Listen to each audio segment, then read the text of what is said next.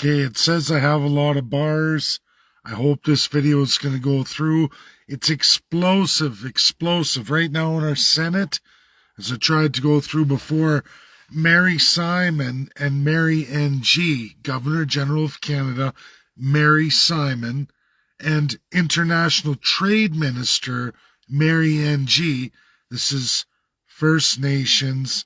This is Chinese Canadian on the Liberal platform, giving ultimate, and I repeat, ultimate propaganda. They go through the 100-year anniversary, folks, of the Chinese Exclusion Act, 1923 to 1947. If you think that's the history of Canada, you'd be sadly mistaken. I'm going to give you all the history of all the Canadian Chinese, all the First Peoples, and all Canadians as it really is, from 1885 all the way through to 1947, and even the implementation of the Exclusion Act. And guess what act that you can read in all kinds of massive scale of Canadian law history? The 1923 to 1947 amendments to the War Income Tax Act and the Property Income Tax Acts subsequent between, guess what years, 1923 and 1947. And I want to get this really clear as I myth bust and make a joke of what I call for Canada July 4th, Canada Subjugation Day, because that's really what we're talking about here. And I have to tell everybody right off the hop, this is 18 plus. It's a painful truth of many races of people. We're going to get into the Ukrainians of the time periods that tonight, on this 100-year celebration of an injustice, that, look, we've changed. I'm going to prove to everybody today, not only has Canada not changed, we've implemented serious evils of former time periods for all of you defined as subjects and savages, which now includes all the Chinese. Congratulations. You're subjugated, sucker. Now, to begin this story, we have to go back to 1885, folks. And you will find all the laws of the Chinese only in Canada. And I'm sorry, this is going to get 18 plus, as I warned everybody before. But the implementation of what they won't talk about tonight at Senate is the chink tax. I'm sorry, that's the truth. The chink tax, the chink ID, and the chink cities.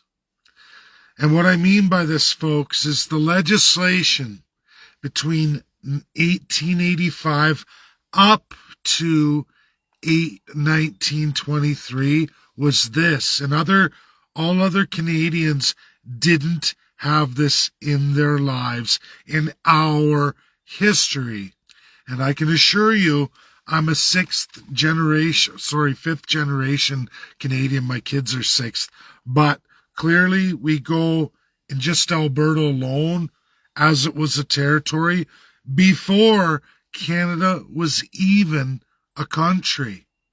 And yes, my great-grandfather worked on the railroad that is built on the dead bodies of Chinese and Canadians in the foundations of our House of Senate. Yes, where they're doing their fancy celebration in Senate is built on the dead bodies, literally, not figuratively, of Chinese and Ukrainians. Forced labor. Those labor camps existed. kike-loving Ukrainians. That's what they were. And that's what they were narrated all the way up to what?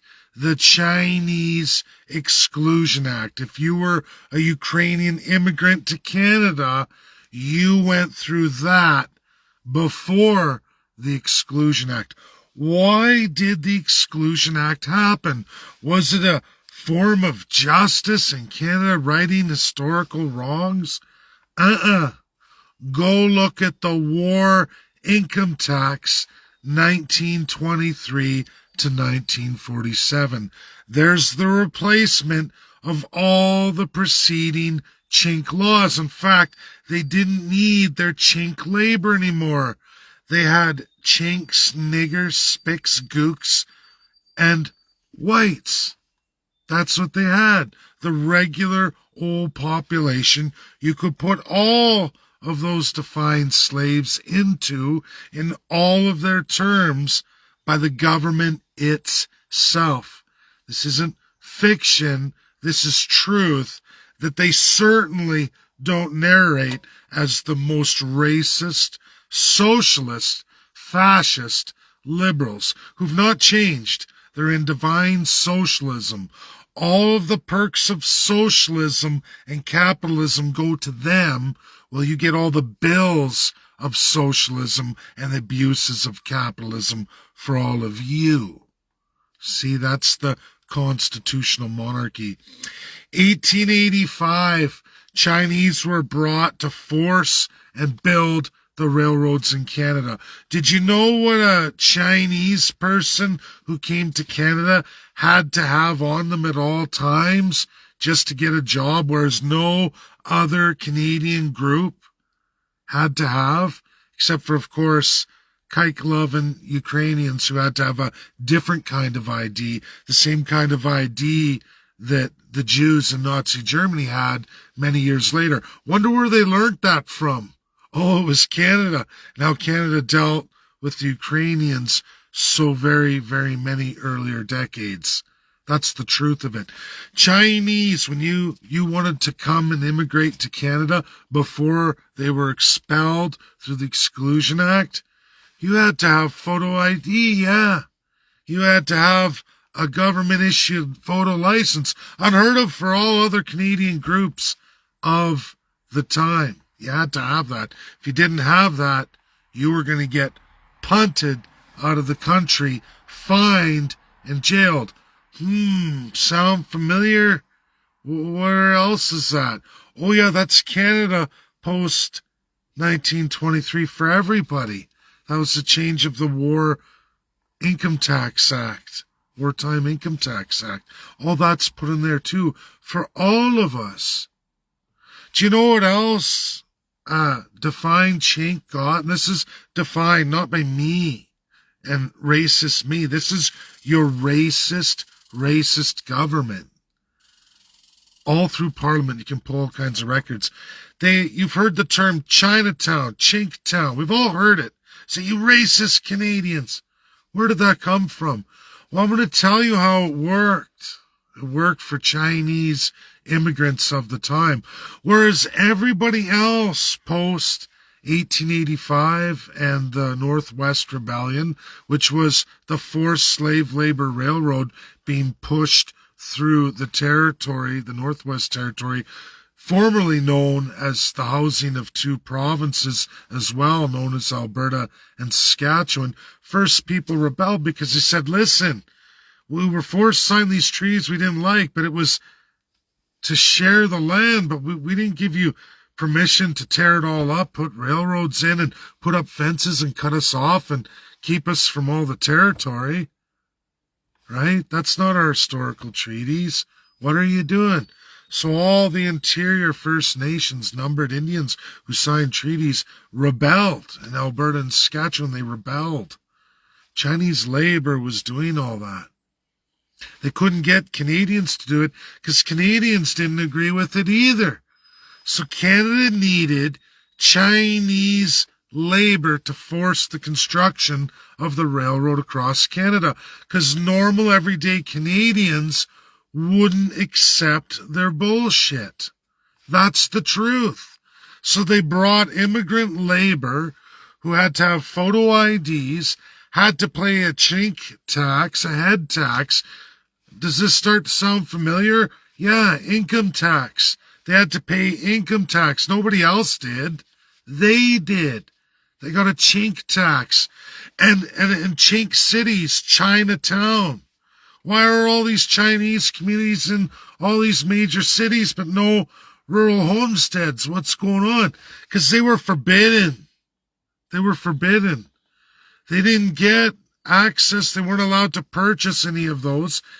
They had to buy even smaller town parcels that were reserved for Chinatown for a heck of a lot more. And they also paid property taxes to the towns before everybody else had even heard of it.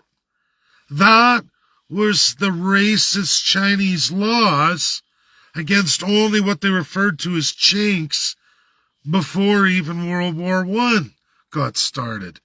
They had already started the program with the Chinese because they were deemed inferior people and they wanted to see how lucrative it was, and they wanted to break down the settlers and the First Peoples who didn't want to go along with their program in complete violation of what the treaties were. Settlers were tricked into coming to Canada. That's the truth of it, folks.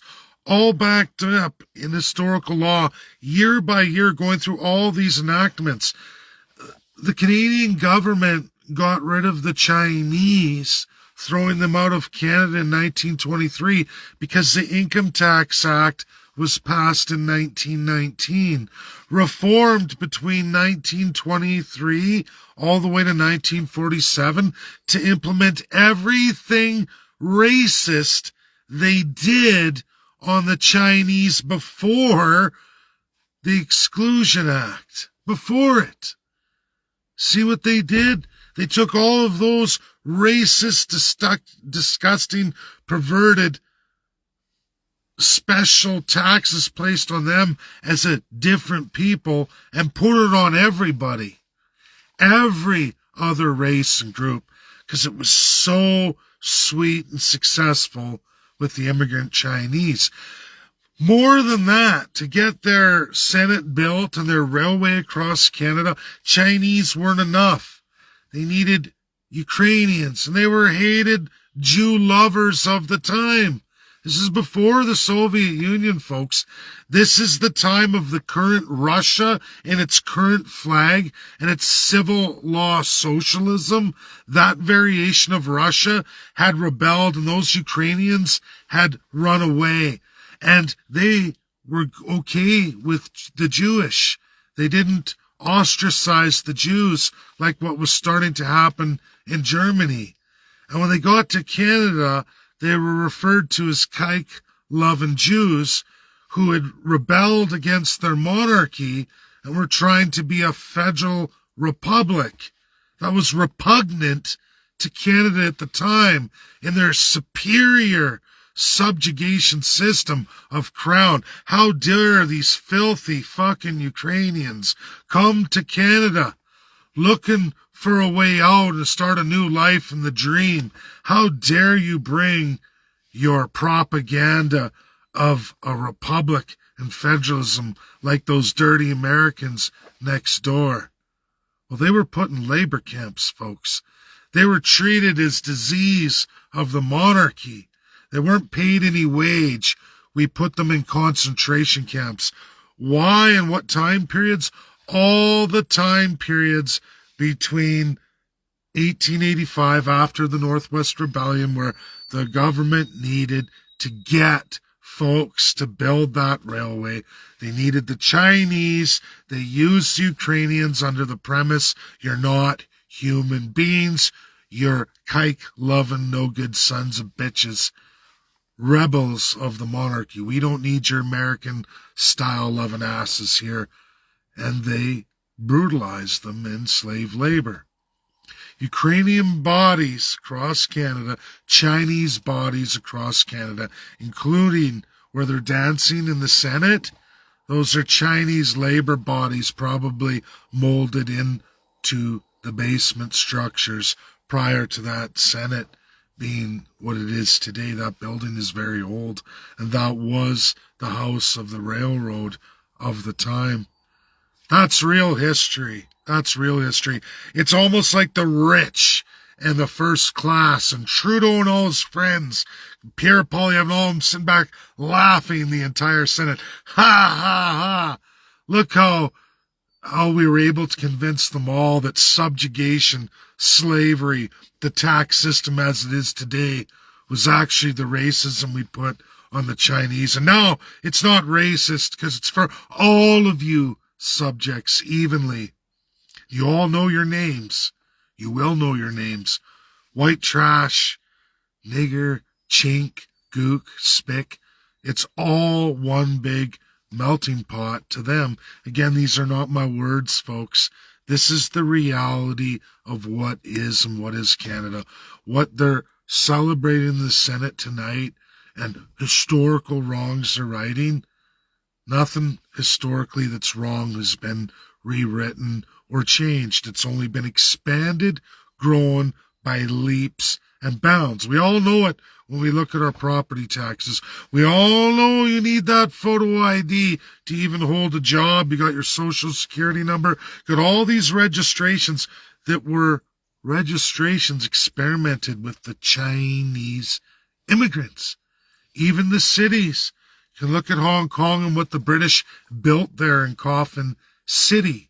That is no more now. It's slowly changing. Communism is even the better effect for at least Hong Kong than what was in place before under the monarchical British colonial government and what they built there.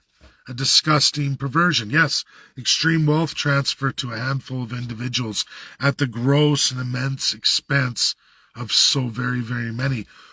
Who puts somebody in a caged coffin bed and charges them $1,000 a month to live that way? What kind of sick society evolves into that? How much can you take?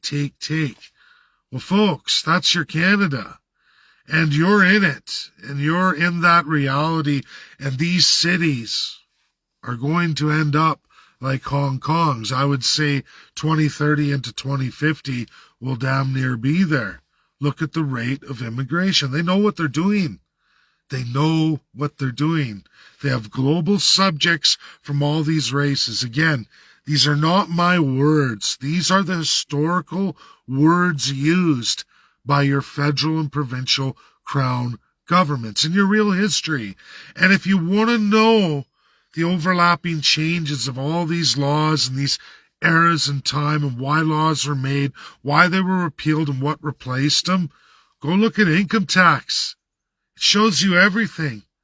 Go look at all the Chinese immigration laws, specific Chinese immigration laws, pre-1923 Canada. Look at the Ukrainian immigration laws, pre-1921 Canada. All your answers are there. Then in 1923, when they banned all Chinese, is because they incorporated that style of governance solely for the Chinese in Canada on all Canadians. Don't worry, we'll equally abuse you all the same way in the name of a divine elite. You will get pennies on your dollar back in infrastructure and services, and now even less than that because they borrow against you. Like the old song goes, the company stole. That's Canada. Canada's never changed. It's the same thing. We're just leasing space in their owned system and society. That's it. And sure, in the pyramid, some people are proud. Oh, look how far I've gotten. But so many find out when they hit the old age. I know a whole bunch who lost everything, and why? The government thieves it from you. Even if you do find success in this system, I saw one of the heads of CP Rail just a decade ago and how he lives today, at least 10 years ago what happened to him when he was no longer in charge of his faculties, when he lost the ability to care for himself. All his wealth in Canada meant nothing. You're useless, you're in our system, and we're going to liquidate you. Here's your assigned legal team that's going to take care of your fortune and give you an allowance every month. That's what you get. Rich or poor, that's what you get. And that is what our Canadian system is. It's not us who benefits, it's always the divine elite. And I think people need to look at their history books, because Canada, folks, has not changed a lickety-split in all of its years. In fact, it's gotten worse. It's gotten better at administering these injustices. Look at your taxation system. The proof is there for anybody to see. That's my video. That's the truth of Canada. And July 4th will always mean to me in Canada, not US's birthday, but July 4th for me in Canada is Subjugation Day. And according to Liberals in the Senate, it's a day to propagate and lie to all Canadians, especially the Chinese. Well, what's really funny is they don't even mention the Ukrainian Canadians today. Don't even mention any of that in all its history. Propagated, controlled, half-truth. Oh, this was bad, we did that, but don't worry. Everything we did to you prior to that, before we kicked you out, was an experiment that we were going to perform on all classes and all races. Don't worry, we abuse everybody the same now. It's about class, not color, not anything but what class you're assigned to. That's Canada. Socialist, fascist, this is the disease of the old British Empire that is ever present and will always be here forever, that is Canada. And First Peoples, you should go look at your history, at least the Western history. And you know what? Northern Ontario, because it was all one at one time. The Northern Ontario, massive parts of Quebec, all the way through most of Manitoba, and absolutely Alberta, Saskatchewan, up to what was that Northwest Territories. All of it was one thing, and what the government did to the First Peoples, and what they tricked settlers into, and then what they have done to settlers since, is unreal and unbelievable. But the history and truth is there. The real truth, the whole truth, and nothing but the truth. Not half-truths and propagations, or half-stories with half-truth, and we'll just edit and cut the pieces that we don't want everybody to see. Canada's not changed. All of the things in the constitutional acts of Canada that make all this stuff possible is still there, ever present from 1867 to right now as I give this video, folks. The legal design of Canada allows this to continue unabated, unfiltered, unfettered, and it will continue forever. The government will do it to all of you forever. That's my video. Thanks. Bye now.